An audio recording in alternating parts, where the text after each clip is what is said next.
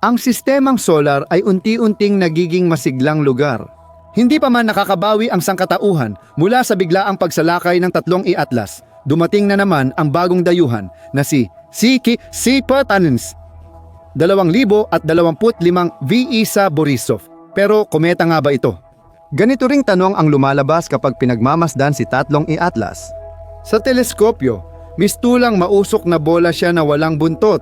Kakaiba, hindi ba? Dagdag pa, umaasta siyang parang artipisyal. Lahat mula sa hindi kapanipaniwalang pagbilis hanggang sa kontroladong usok na parang sa isang shuttle ay malinaw na nagpapahiwatig na may dumalaw sa atin na dayuhan mula sa mas maunlad na sibilisasyon. Posibleng may kaugnayan sa tatlong i-atlas ang 2025 V-Isa Borisov sa kung anong paraan. Ano sa kilos ng bagong bisita ang ikinababahala ng mga sayentipiko? Una, ang bagay ay gumagalaw ng napakabilis. Pangalawa, kahit na pansamantalang kinikilala ang V-Isa bilang kometa, pero napakakaiba ng itsura nito, parang gawa ng tao. Naitala ni Guillerter ang kakaibang pagbuga ng gas, tulad ng carbon monoxide at maraming alikabok. Pangatlo, at ito ang pinakamahalaga sa ngayon. Si V-Isa Borisov ay ang ika-4 na potensyal na interstellar na bagay na dumalaw sa solar system. Siguro magtataka ka, ano ang kakaiba dito? Tayo naman ay karaniwang kalahok lang sa sayaw ng universo at ang mga rutang pangkalawakan ay dumadaan din sa ating bituin. Pero sa buong kasaysayan ng mga obserbasyon sa astronomiya, 4 lang na interstellar na bagay ang naitala ng mga siyentipiko, 2 sa mga ito ay lumitaw ngayong taon. Hindi namin akalaing nagkataon lang ito. Sa totoo lang, ang pagdududa sa likas na pinagmulan ng parehong interstellar na bagay ay hindi lang sa amin at sa lahat ng may kakayahang magsuri. Ang propesor ng natural na agham sa Harvard University, astropisiko na si Abraham Avi-Loeb. Mula pa noong lumitaw ang mga interstellar na artipakto ay sinusubukan ng bigyang pansin ng siyentipikong komunidad at ng publiko ang ilang mga kakaibang bagay at anomalya na taglay ng tatlo i-atlas at V-Isa. Gayunpaman, patuloy na tinututulan ng mga siyentipiko ang halos lahat ng palagay ni Loeb. Ngunit may mga kakaibang bagay na hindi kayang ipaliwanag ng kahit ano. Posible kayang natagpuan na natin ang katalinuhan mula sa ibang planeta? Simulan natin sa pagbalik sa pisikal na katangian ng dalawang bagay na ito. Ang tatlong i-atlas ay kometang natuklasan noong Hulyo 1, 2025 gamit ang teleskopyo sa Chile, kaya dito rin nakuha ang pangalan nito. Paano kung dayuhang nilalang ito? Ang pagbuga ng alikabok, gas at pati na rin ang pagkakaroon ng koma ay malinaw na nagpapahiwatig ng isang kakaibang bagay. Pero bakit ito isinama sa mga interstellar na bagay? Nangyari ito dahil sa hyperbolic na trajectory na nagsasabing ang napakalaking pahabang bato na may diameter na ilang kilometro ay nagmula sa makapal na galactic disk. May ilang siyentipiko na naniniwala na maaari itong magdulot ng panganib sa daigdig. Ano masasabi natin sa kometang C-2025 V-Isa Borisov? Natuklasan ang bagay noong Nobyembre 2, 2025 ng parehong amateur na astronomo na noong 2019 ay nakadiskubre ng 2 i-Borisov. Kung kwalipikado ba ang kometang ito bilang isang interstellar na bagay, kasalukuyang mainit ang diskusyon tungkol dito dahil ang trajectory nito ay pansamantalang hyperbolic. Gayunpaman, posible rin na ang bisitang ito ay nagmula sa Oort cloud na matatagpuan sa solar system. Kung ganoon, kahit na nagmula sa malayo ang kometa, dito pa rin ito nakarehistro sa ating rehiyon, kaya hindi ito maituturing na interstellar. Sa ngayon, hindi pa tiyak ng mga siyentipiko kung may buntot ang kometang ito. Wala pang maliwanag na buntot na nakikita, ngunit inaasahan ng mga astronomo na lilitaw ito kapag mas lumapit ang bagay sa araw. Ano ang masasabi tungkol sa paglapit ng V-Isa sa daigdig? Hindi tulad ng naunang bagay. Ang kometa ay lalapit sa atin ng mas mababa sa isang astronomical unit. Ibig sabihin, mas malapit pa ito kaysa sa araw. Ang paglapit ay magaganap bandang Nobyembre 25, 2025 at ito rin ay itinuturing na ganap na ligtas para sa sangkatauhan. May mga tumuturing sa mga argumento ni Harvard Professor Avi Loeb bilang spekulasyon, paghahanap ng atensyon at pagpapasikat sa mainit na paksa. Gayunpaman, hindi mo basta-basta maaaring balewalain ang maraming mga katotohanan. Halimbawa, sa kanyang maraming panayam, pati na rin sa mga artikulo niya sa kilalang online platform na Medium. Itinatampok ng astropisiko ang mga katangiang taglay ng mga nabanggit na bagay na nagtutulak para isaalang-alang ang teknolohikal na hipotesis. Magsimula tayo sa tatlong i-atlas, at ang una nitong kakaibang katangian ay ang hindi gravitasyonal na pagbilis. Sa madaling salita, masyadong mabilis ang lipad ng bagay na ito, at hindi talaga malinaw kung ano ang nagpapabilis dito ng ganoon. Karaniwan, ang ganitong bilis ng mga kometa ay dulot ng hindi pantay na jet ng gas at alikabok na nagdudulot ng malaking pagkawala ng masa, hanggang 5 bilyong tonelada bawat buwan.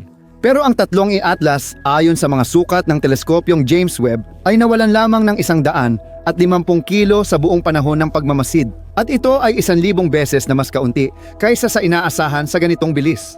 Para maabot ang ganitong bilis, kailangan ng gas cloud na kasing laki ng buwan, ngunit hindi ito nadidetect ng mga instrumentong ganito. Sa madaling salita, ayon kay Avi Loeb, may 40% posibilidad na gawa ng tao ang bagay na ito, at ang pagbilis nito ay dahil sa pagkakaroon ng makina. Ano ang pangalawang kakaibang bagay tungkol sa tatlong i-atlas na hindi kayang ipaliwanag ng tradisyonal na agham? Bakit si Avi Loeb at iba pang astropisiko ay nagdududa na hindi lang ito karaniwang kometa, kundi posibleng alien tagapagmanman? Kahit na ang bagay ay lumapit sa araw ng hanggang 600 milyong kilometro, wala pa rin itong pagkakataon. Malinaw ang buntot. Bakit? Kometa ba ay malaking tipak ng niyebe na gawa sa dumi at yelo? Kaya, kapag naramdaman ng mga ganitong bagay ang init ng bituin, agad na nagsisimula ang proseso ng pagsingaw at itinutulak palabas ang mga gas kasama ng alikabok. Dahil dito, paminsan-minsan nating nasasaksihan ang mga kamanghamanghang kumikislap na buntot na umaabot ng milyong-milyong kilometro. Ito ang karaniwang ugali ng 99.9% ng lahat ng mga kometa. Sa tatlong i-atlas, malabong kumikislap na bola lang ang nakikita ng mga teleskopyo at walang buntot. Hindi ba't nakakagulat iyon? Maaaring walang buntot dahil ang ibabaw ng bagay ay protektado ng isang uri ng baluti na hindi naaapektuhan ng init. Sa madaling salita, ang dayuhan ay gawa ng tao o artificial talaga. Kung isama pa natin ang tuwid at di nagkakalat ng mga jet na parang kontroladong tambutso ng Space Shuttle, pati ang sobrang taas ng carbon monoxide. Dalawa, hindi naman kailangan.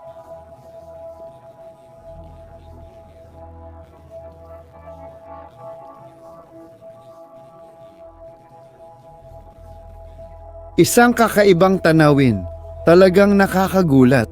Baka naman ang nagpapanggap na kometa ay isang Trojan horse, isang mensahe mula sa ibang mas maunlad na sibilisasyon.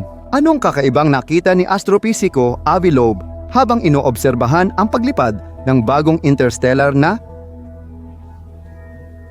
si 2025 V-1 Borisov? Ngayon, mas maingat ang mga siyentipiko at inilalagay sa pinakamababang posibilidad ang teknolohikal na pinagmulan. Gayunpaman, hindi maikakaila ang kakaibang asal ng kometang ito.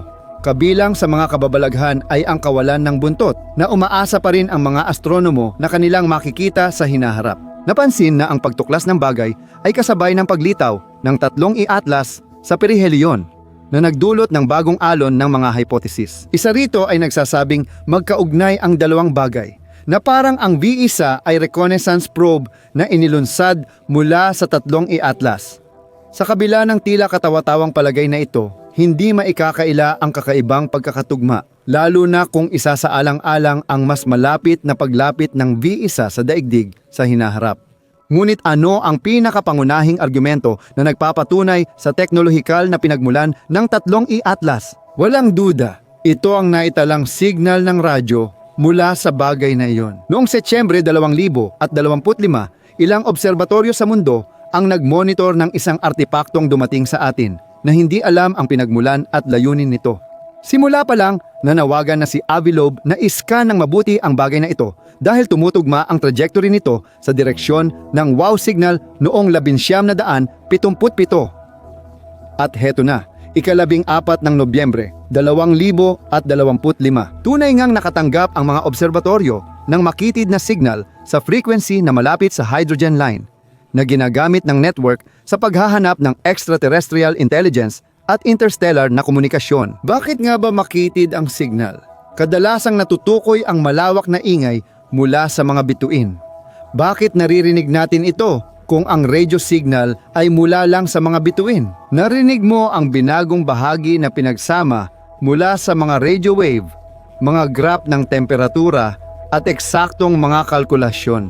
Sumasang-ayon ba ang mga National Aeronautics and Space Administration espesyalista na ituring ang signal na ito bilang teknolohikal na ebidensya ng tatlong i-atlas? Talagang hindi. Wala silang nakikitang anumang anomalya sa spectrum ng signal na magpapahiwatig na ito ay gawa ng tao o may code. Dahil dito, naninindigan ang mga siyentipiko mula sa kilalang ahensiyang pangkalawakan na ang nakikita nila ay normal na chemistry ng kometa. At kanino nga ba tayo dapat maniwala? Ang hindi mapapasubaliang ebidensya ay dapat manggaling sa mga high-resolution na larawan mula sa high-rise camera na nakakabit sa orbiter na umiikot sa paligid ng Mars.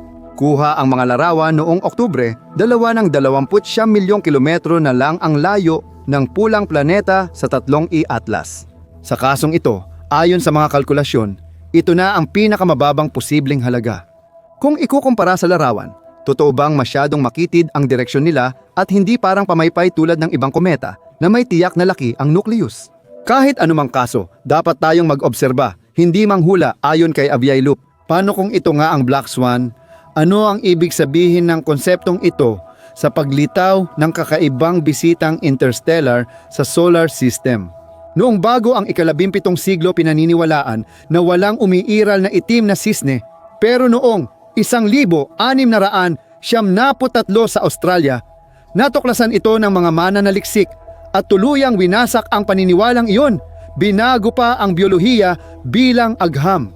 Simula noon, ang Black Swan ay tumutukoy sa isang bihirang pangyayari na may hindi inaasahan at malalawak na epekto na kadalasan ay hindi positibo.